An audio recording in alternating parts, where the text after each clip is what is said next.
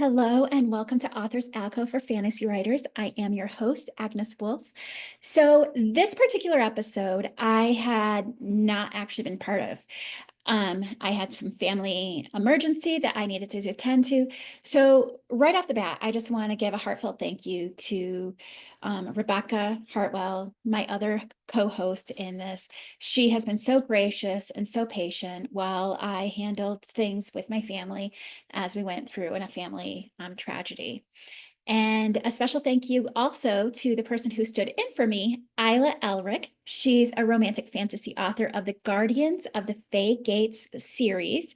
So I am so thankful that she stepped in for me, and I'm so thankful for her wisdom, insights, and have truly appreciated this for the episode. And speaking of fantasy books, don't forget to enter into our fantasy book giveaway. You can find that over at authorsalcove.org. One of our featured titles is The Breeding by Avili Jerome. I had interviewed her a few weeks back, or actually a couple months back now, and it's a thrilling blend of fantasy and dystopia. Definitely worth reading. And you can browse all the different books on authorsalcove.org. At the end of May, we will be wrapping up our spring book giveaway. We already have some books already on there for our summer book giveaway, so definitely worth checking out. If you'd like more exclusive content, join our Patreon community, and don't forget to become part of our Fantasy Writers Accountability Group on Facebook. You can find those in the show notes. Anyway, again, thank you for just always checking in on here. I always appreciate all of my viewers, and sorry that I am not participating in this particular episode, but it's definitely worth listening to. I've listened to it several times as I did some of the background work, and it is a really great episode. Thank you. Welcome to the Authors Alcove for Fantasy Writers. I am your guest host for the day, Isla Elrick. I am a romantic fantasy author and have published 10 books, including my latest novels, Daughter of the Moon and Kingdom of Dusk. I am temporarily filling in for Agnes Wolfe, the host and founder of Authors Alcove. This is episode 16 of the Story Savvy series, where Rebecca, the developmental editor behind Heartbound Editing, is helping your usual host, Agnes Wolfe, and many other authors such as myself self-edit our good stories into great ones. If you haven't already, I encourage you to like and subscribe this podcast. You can also join the Authors Alcove community on Patreon or check out the new membership site at authorsalcove.com. Last week, Rebecca and Agnes went over checking your narrative style choices like tense, person, and POV. Today, we're going to take a look at story momentum, specifically around the protagonist's goals. Hi, Rebecca. Hello. I am very happy to be here, and I am so thankful to you for stepping in for this episode. I am excited to tackle this really vital aspect of good story pacing and interest. By the end of this episode, our listeners will hopefully feel confident identifying whether they have good, strong protagonist goals, if those goals are working, and if not, have a solid idea of how to improve them. Why don't you tell us a little bit about you and your writing before we dive into our first question here? Hi, everybody. I'm Isla. I'm 28. I'm based in Central Maine. I have two dogs named Buffy and Drax, and they're the cutest. They are my babies. Like you said, I'm a romantic author. In my books, I love weaving folklore and literature with Gothic influences. And I'm excited to be here today to tackle this really vital aspect of good story pacing and interest. And pacing is one of my weak points, so I'm very happy. I think it's very funny that I'm here for this one. I'm very excited. Glad it will be helpful. First question. By what point in the story does my protagonist need to have an overarching or global goal? You can find lots of different answers to this question depending on where you go looking, but I've got two in mind from my experience as an editor. Answer one is as soon as possible. Ideally, the first page. I love it when I start reading a book and the first paragraph, it's like, oh, this is their goal. Awesome, I can run with that. Answer two is You want to have that goal in place and clear to the reader to some extent. As soon as there aren't other aspects like really solid action serving as noticeable momentum moving the story forward. So, if your story opens with really exciting or bizarre things happening that are going to catch that interest, you don't really need to introduce that protagonist goal until those interesting aspects start diluting or fading off once the book really gets going.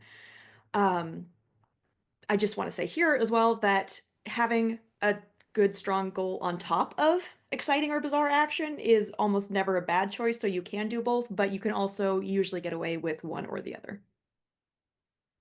All right.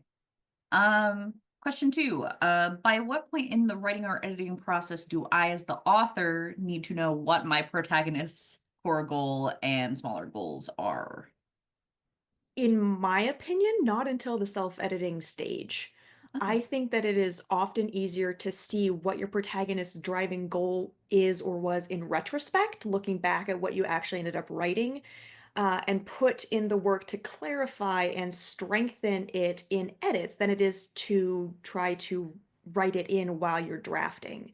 So this is the right point to figure that out. Figure out what your protagonist's core goals are if you haven't already. And to do so, if you don't know where to start, I suggest the following. What does your protagonist want, which consciously affects the choices that they make? This can be anything from attention to freedom to wealth, fulfillment, or more tangible things like a specific object or a specific role at work, position at work. If you are struggling to answer these questions looking at your manuscript, you can try taking this more into a hypothetical sort of brainstorming space. If your protagonist were to make one wish to a genie, what would that be? What would that wish be? Or if they were to have a dream where they had achieved all of their goals, what would that dream be about? Just write down a bunch of answers until you feel like one clicks for the story or for the scene, whatever level you're looking at. Then the goal in your self-editing is to thread that protagonist's goal through the whole story or as much of it as you can. What that will do, hopefully, is give the story momentum to further avoid plotting or directionless observation, as I've talked about in previous episodes. It will give the reader more to relate to or connect with in the protagonist, and very importantly, it will introduce the promise of something meaningful, impactful, and an invested win-loss moment later on in the story where the protagonist either achieves that goal or fails to. That, as much as anything else, is what gets readers to keep reading and finish the book. Actually, talking about the genie reminded me of in musical theater, there's this idea of an I want song. So when your protagonist is introduced, they almost always just cut. Obviously, musical theater is much more literal than a book, but Sure. they always come out and say like exactly like what their goal is. That just Yes. reminded me of so, ask yourself like if this book was a musical, what would your character's I Want song be? I love that. Absolutely. So does the goal have to stay the same throughout the book? At what point or in what circumstance would it be okay to shift a goal if it's okay at all? I'm so glad you asked that. So it's fine to use a chain of smaller goals if you need or want to, but I do suggest that they all stay in the same theme or like a progressive list of goals, one chaining into the next towards whatever the climax goal is. So, for example, perhaps the first goal for your protagonist, I'm going to go for a high fantasy setting here, is to win an archery contest. But then the contest gets canceled because war is declared. So the goal then becomes to get accepted into an elite regiment of archers in the army. Once that's achieved, then the goal is to show off and get promoted. then to survive the battle, and then to win the war, and then eventually to personally shoot the evil king on the other side. That kind of progression where you can see, all right, well, it reached this point, so now it's going on to this goal, just chaining all the way up, but you can still see there's a connection between I want to win an archery contest and I want to shoot the evil king in the face. So Mm-hmm. the second part of your question has a couple of very specific answers about when it's appropriate to do this. It is the right moment for the protagonist to change or shift or adjust one of their goals in one of four circumstances that I was able to brainstorm ahead of recording this. So the first option is for them to, so the first opportunity for that change is when that achieving that goal or the option to have that goal is taken off the table, like that archery contest getting canceled. That's outside of your protagonist's agency. They don't get to control that. So it's taken off the table, which means that goal is no longer achievable. They need a new one. Second opportunity, the goal is achieved, but it didn't satisfy them enough or as much as they wanted, or in doing so, in achieving it, a higher goal was introduced. So let's say joining this elite guard of archers, these other people in this group still talk down on him because he has a low rank. So he's achieved that one goal, but now it introduces another one of, oh, well, I need a promotion so that I actually get the respect that I thought I was going to get. Third, the protagonist has some sort of moment of revelation, disillusionment, or introspection, which shifts their mindset towards a higher or more important or more meaningful goal. For example, we're talking about the same protagonist, realizing that just wanting to survive that battle or that war is still going to leave a lot of other people hurt or killed, or worse, if the other side wins and enslaves the protagonist's people. So winning the whole war becomes the better goal than surviving the war. Fourth, and finally, for when it's appropriate to shift from one goal to another, that moment can be where the protagonist needs to make the goal that they are chasing either more generalized and more vague in order to continue pursuing it, or make it a lot more specific and narrow in order to continue pursuing it. So for this same protagonist, maybe that is narrowing down from I want to win the war, which is hard for one person to do, to I want to shoot the evil king in his face because I don't think the Yeah. war can continue without his leadership. Those are the four options that I've seen and personally used for when it's a good moment to shift from one goal for the protagonist to another. Yeah. And I think shooting the evil king in the face is probably a more relatable goal, especially lately, maybe, perhaps, uh, than winning the entire war. So that makes sense. Yeah.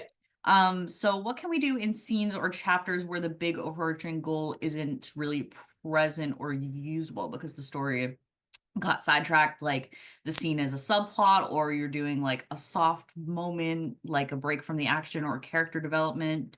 Or is it just not, I mean, I get what you're if it's, asking. I totally get what you're yeah, if it's asking. not doable to always be tying things to the global goal. Yes, and this depends a lot on genre as well, because high action stories are easier to keep that core goal just centered at all times, whereas softer Yeah. genres like contemporary romance, definitely you need to back off that a little bit. So Yeah. my suggestion here is give your protagonist a very tangible one scene goal, which will meet an immediate need. If you can connect that to even obliquely to that overarching goal, that's great. But sometimes other goals do need to come up, especially in those softer moments. So, for example, let's say our hypothetical protagonist's overarching goal at this point in the story is to win the war. Well, in one of those specific scenes or chapters, that might look like a smaller one scene goal of he needs to get an audience with the generals so we can tell him his idea, or maybe he gets lost out on a scouting mission into enemy territory, and the one scene goal for that scene, that chapter, is survive. Just Mm. live through the Yeah. storm and not die of starvation or thirst or whatever those stakes are in that moment. And even if you can't tie it in, because both of those examples do kind of tie back up to I want to win the war, Making your protagonist hungry with a goal of food, or thirsty with a goal of water, or alone with a goal of meeting up with a friend, any kind of connection is going to really, really help with your momentum on that page for that duration. Again, it's about introducing stakes of any kind and a win-loss scenario either in that moment or down the road, complicating the events happening and making them much more interesting and keeping the story on a clear path towards something. And again, it can be a Mm-hmm. glass of water. It can be making it to school on time. As long as there is some goal, however small, it's going to keep your readers a lot more invested. Mm. Okay. I remember when you were developmental editing Daughter of the Moon in the first chapter, you were like, can something happen? Just anything? Like, can she just want anything? And I was like, I guess.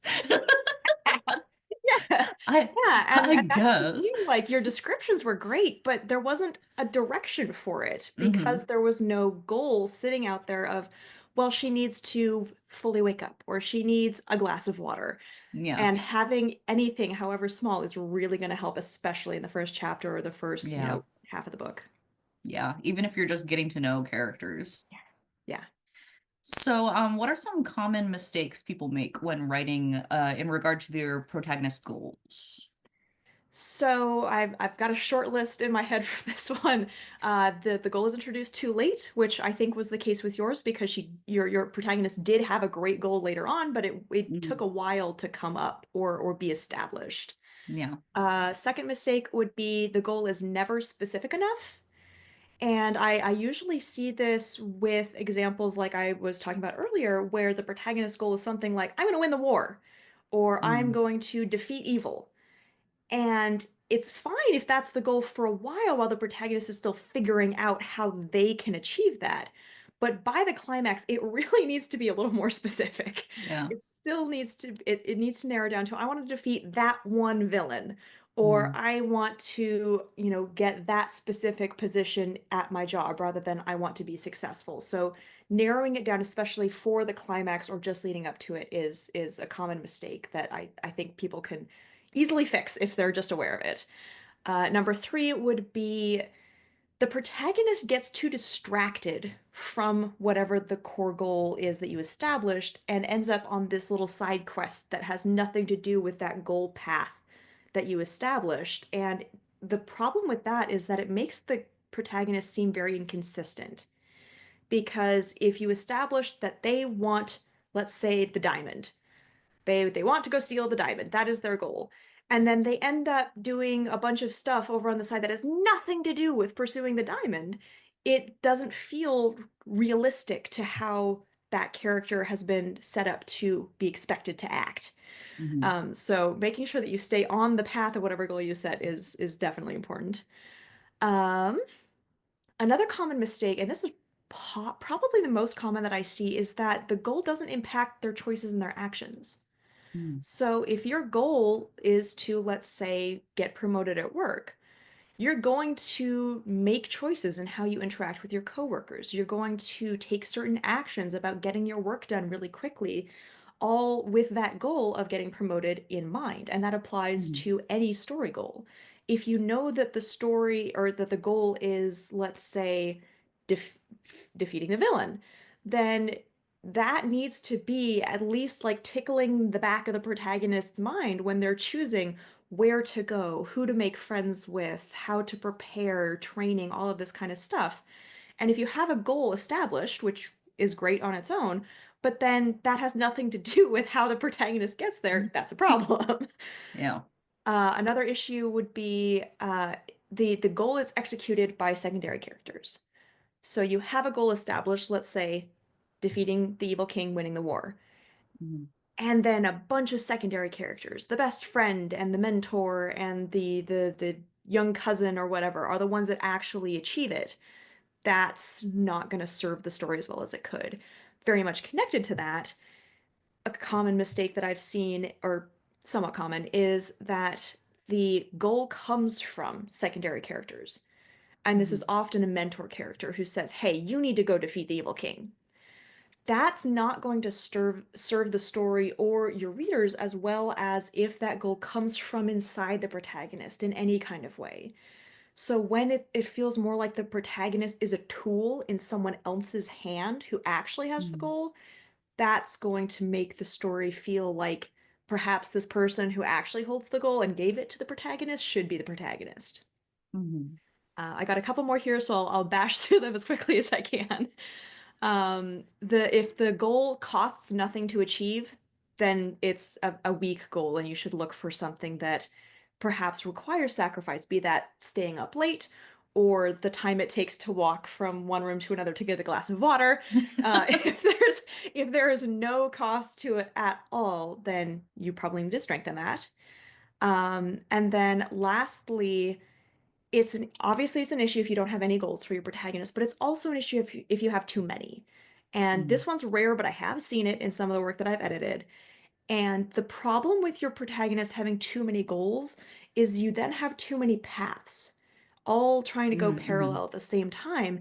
And the reader is going to have a harder time getting invested in one or the other because you mhm, have a bunch of different goals, and trying to keep them all pointed in the same direction on that same path is going to be challenging. So if your protagonist has 5 different goals that they are chasing through all of the different scenes, then you kind of need to decide which one is most important. That is different from having a chain of goals where one is achieved and then a next starts, or one is taken off the table and then a next starts. So a mhm. chain is fine, but having multiple going across the whole story can be distracting and polluting the storyline. Gotcha. So what would you say is the distinction between the like side quest thing you were talking about, where the arc they go on has nothing to do with Mhm. their end goal, and the sort of like mini goal or like chain of goals? Like, for instance, say you want to kill the king, that's your end goal. Yeah. And then your friend gets kidnapped or whatever, and then there's sort of an arc of having to save your friend from whoever kidnapped them. Would you consider that, is that like too divergent, or what would you say the distinction between those two ideas is? That's a great question. So, what I would say there is if you want to err on the side of caution, make it so that the friend who gets kidnapped is in some way important to defeating the king. Mhm. And that will just keep everything on the path. If you don't want to go that direction, then what you can do is make it clear that the protagonist is choosing between defeating the king or saving their friend in that moment. And because they choose to go off of their goal path, because they choose to save the friend, have them pay a price for it. Have them miss an opportunity to assassinate the king weeks earlier than otherwise because they went to save their friend. If you can make it connected either through the goal or through a cost for abandoning that goal, that's going to keep it all on the same path. And when your protagonist gets back from saving their friend who got kidnapped and sees that there was a cost, that brings everything right back into that goal, and the Mm, readers will still be locked in. yeah, it will also raise the stakes Yes, as well. absolutely. Because Yeah. you're like, well, I mean, damn, now I've lost my opportunity.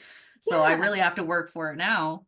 All And right. perhaps, seeing how the friend was treated by its Yeah. kidnappers is going to up the stakes in that person and make them realize, no, I really need to go kill the king after seeing what they did to Yeah. my friend. So Hmm. there's lots of ways that you can tie just about anything you want to back into that path, but Yeah. knowing what the path is and what the goal is how you're able to do so. All right. Yeah, I'm a big fan of third act like random arcs. So that's actually very helpful for me. Thank All you. right. All right, so how does the inciting incident that kicks off the whole book need to connect to the main goal, if it needs to connect to it at all? And if it does need to be connected, do we need to figure out the global climax, inciting incident, or the goal first? So, the inciting incident for the book should be connected in some way to the eventual climax down the road, regardless of the protagonist goal. And we've talked Hmm. about this in some earlier episodes, Agnes and I talking about how those sort of need to connect thematically. So, from that standpoint, yes, whatever goal gets the protagonist to the action of the climax should in some small way at least appear in the inciting incident. However, this can be in the form of that sort of chain goals that I was talking about, where the goal that they have in the climax, shoot the king in the face, is not the same as, the inciting incident of Mhm. entering an archery contest, but you can see the connection between them. Yeah. Mhm. You can also use a primary and a subplot to do this, but with just, two or three tops. Very few romances, for example, have an opening inciting incident goal of I want to fall in love. In Mm. fact, it's a pretty common trope that I personally enjoy of the story opens with both protagonists going, "Oh, I'm never going to fall in love. That's Yeah. terrible. I never want to do that." So what you need to have there is you have a primary plot of the romance, and then you have a subplot of I want a promotion, or I want to get new, credentials for my work, or I want to move back to my hometown. And what you do is you use the subplot goals of I want to do XYZ, I want to achieve XYZ as your opening momentum goals. And then eventually, through that romance arc, they have morphed into a situation where you have that primary goal of I want this person and they're happily ever after with me versus the goals that they had at the beginning. And often there's a trade-off there. Often you have to either give up the promotion to move in with your happily ever after or something like that. So using a primary and a subplot that are moving in the same direction together, but have a different set of stakes, I suppose, can help you introduce goals before your genre goals start coming in, like in romance. That being said, and the answer to the last part of your question there, if you do want all three of those aspects, so the climax, inciting incident, and goal to be connected, then I personally recommend figuring out in that order. I suggest figuring out the climax first because that's where everything needs to come together in the most satisfying way possible. Mhm. And figuring out or self-editing the incident after that can be very helpful in reverse engineering that from where you know you want it to go, and then you can figure out where it needs to start. Yeah. And then layering the protagonist goals comes last, as that's much more subtle and sort of between the lines elements for the action that you've already hopefully gotten working pretty well between the climax and inciting incident. So you've mentioned the connection between the protagonist's goal and story momentum. Mhm. Is the momentum the same thing as pacing? Sort of. Pacing is largely how slow or fast a scene or chapter feels and how you balance those ups and downs. Like we talked about in episode 13, it's a lot of the fast and slow, up and down, exciting and ponderous. Momentum is more about keeping the story driving forward along a specific road, regardless of the speed at which it is driving in that chapter. Both are very much important to the reader experience, particularly them wanting to keep reading through to the end of the story. But momentum is more about keeping things enticing that reader forward than it Mm. is about balancing adrenaline or breathing room. Mhm. I think that's a lesson that a lot of authors need to learn, honestly, Yeah. because I've read so many books lately that are just action, action, action, action. Mhm. And like it moves the story forward technically, but it's just like, I mean, all right. Yeah. They both have It's just, purpose, but they're not interchangeable. yeah, yeah. So what if my protagonist doesn't really even know what the global goal is until the climax? They still need a driving goal to get them to the climax. Twisting what's at stake or what's on the table to be won or lost in the climax is a very fun choice. I especially love seeing that in like fantasy action when they Mm. get to the climax and it's not what they expected. But Hmm. you still need the protagonist to be chasing something solid to even get them into that situation Yeah. where you twist things. So whatever the protagonist was chasing up to that point still needs to be won or lost in addition to whatever the global goal that only gets recognized or explained in the climax. All right. So, does the goal need to be achieved by the climax, though? Is it okay if they never achieve their goal? It doesn't need to be achieved in the climax, and it's fine if they don't win whatever the goal was that they were trying to.